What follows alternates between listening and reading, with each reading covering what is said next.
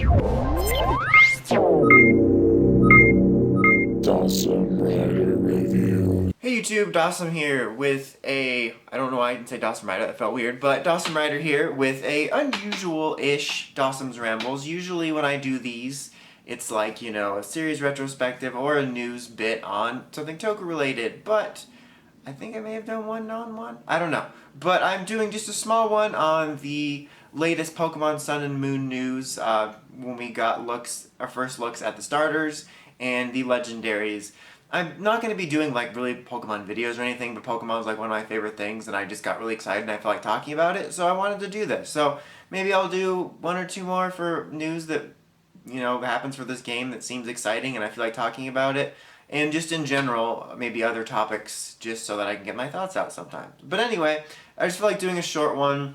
So kind of like, I believe it's the same as last year. We got like our little first trailer and we got our first look at things, like with the X and Y starters. So we got that this morning, and it's always really exciting. Like, you know, when you get older, sometimes your excitement wanes for things, but Pokemon is kind of not been that way. Like, there's still this level of like childlike excitement when you see the new Pokemon for the first time, especially the starters.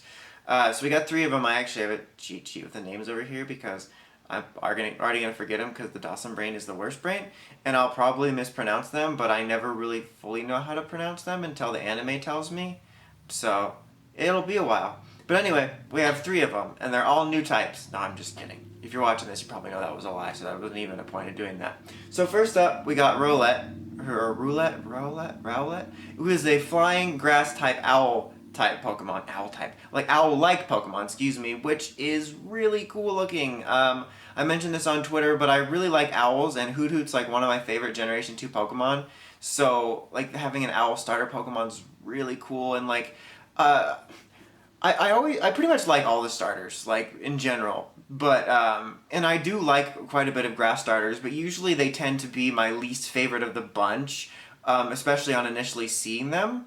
But, like, right away, just seeing the first picture, he was, like, my initial first favorite, because, like I said, I like owls. I think it's really unique. I mean, it's not unique because we've got an owl-type Pokemon, but I feel that, I'm trying to think of a way to phrase this also, but, like, amongst the grass types, what I really like about Chespin and then now this guy is that they feel so unique to grass Pokemon. Not that like Bulbasaur through Snivy weren't unique from each other, but they all have this sort of grass Pokemon starter feel to them in terms of what they're based on, and then the coloring of the green and whatnot. And then Chespin and then, you know, Rowlet here sort of being like mammal animals, I think. Birds are mammals? I don't know about science. I forgot about science. I deleted it to make room for Pokemon. But I mean, like, they just look different because they're not like a green reptile or a dinosaur or, you know, turtles and snakes and all that. It's like they're like different kinds of animals, and I think that's something that drew them both to my eye. Like, I really like Chespin. The only reason he wasn't my favorite of the bunch right away is because Froakie just stole the show and has continued to do so. Okay, now for fire, we have Litten, who is a fire cat, he's like black, and is it red? I would say it's red. Yes, red. And he looks pretty cool too. I really like him a lot. I tend to like the fire starters as well. But he looks like he's going to be fire dark. And I hate to say that just because I know there was quite a bit of speculation that Tepig was going to be based on its coloration, and then he ended up being another fire fighting. No offense, I love you, dog. But I think it would be cool to go for that, or even just a different typing would be neat. But just based off of his design right now, he looks pretty cool. It kind of reminds me, like, seeing these for the first time comparatively reminds me both of when I first saw the Kalos and Unova starters, because I initially really liked the fire type and the grass type for being unique, and then Unova because, this is a good segue into the third one, just right off the bat, I didn't like the water starter as much, which is funny, what is his name? Poplio, that's what I'm going to call him. Now, Oshawott is a funny case, because I personally usually gravitate towards the water-type Pokemon in terms of what I use first. I tend to like their first stages the most out of any of the first stages in a set, or in general. And like Oshawott, for whatever reason, I didn't like right away, which was weird for me, but then like, after seeing it more and then seeing it in the anime, I grew to love it, and now it's one of my favorite Pokemon. So like, that's what kind of, when I saw this picture, reminded me of that. Except I think I disliked Oshawott more, but like when I saw Poplio over here, I do like him. I think he's kind of adorable. I liked his little animations in the video. He kind of has almost this smug, funny, fun thing to him. I don't know. But I do like him.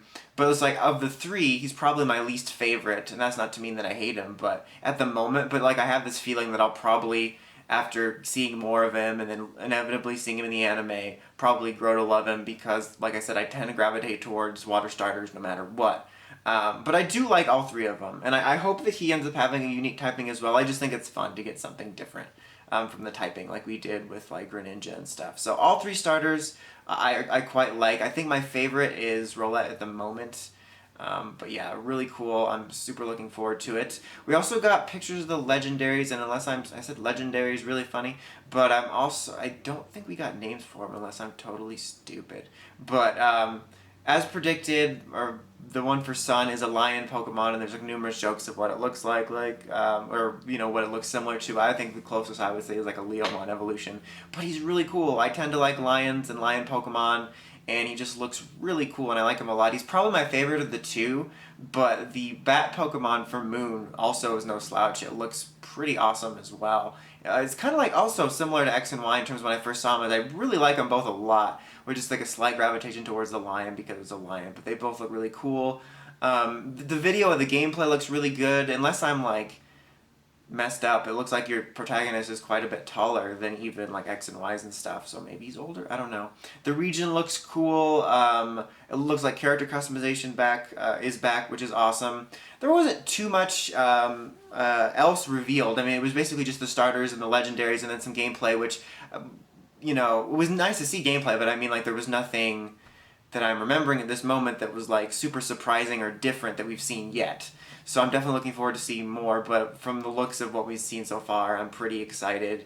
I'll probably talk about more of this on the podcast, but I'm always excited for Pokemon games. I think one of my biggest hopes is that it maintains, I'm only mentioning this because I'm going through Pokemon replays right now, and it's making me think of it, but that it has, like, a good balance between a challenge and X and Y's leveling system, because everyone has preferences on whether they preferred having that basically experience all, but I liked it because it allowed me to experiment with my teams. But if you do that, you're pretty over leveled by the time of the Elite Four, and for the most part, you just demolish everything, which can be fun sometimes. But doing my replays, I do miss that challenge. As frustrating as battles like Cynthia and Sinnoh could be, sometimes you do miss that challenge, and you definitely feel more accomplished. So like I want to mix, because going through the replays, I also noticed that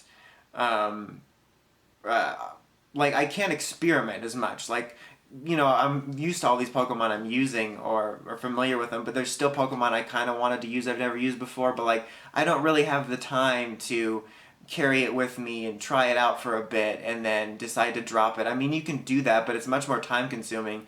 And I really liked that in X and Y, I could use a Pokemon for a while and be like, you know what, it's not working out. Or in X, I had a Venusaur and a Go-Goat, and I just swapped them out every now and then, and I could have two grass types if I wanted, which is especially fun when you're in a new region and I have so much excitement for all these Pokemon. If I recall, Unova was pretty good about that. It wasn't like EXP all, but I remember that I could have a more expanded team, like 7 or 8, and I could swap out a bit more. So I just wanted to reiterate that because I was thinking about it. But anyway, that's about it for this short vlog, or ramble, or whatever. So I might do some more if there's more fun news, but bottom line is I'm excited, and Pokemons.